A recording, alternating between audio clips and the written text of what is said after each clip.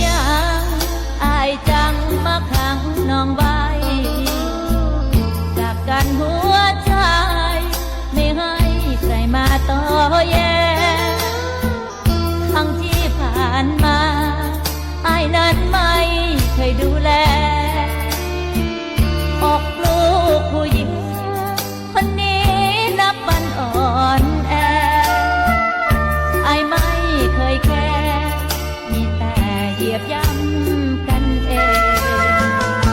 บอกหักเป็นหยังคือจังบอกปล่อยน้องทิม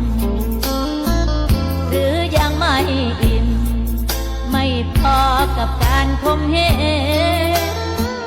ปล่อยไปเถิดอายสิไปตายดับเอาเองอย่าได้บันเพลง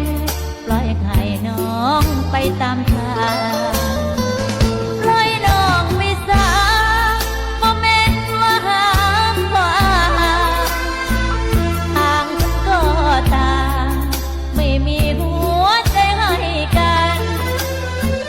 ไอ้ก็รู้ดีน้องนี้หมดความสำคัญเมื่ออายแบ่งปัน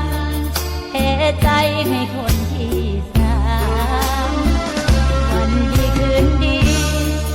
ทำที่ต้องอ้างหวงใครแกล้งเป็นเอาใจไม่ให้ใครมารวนรา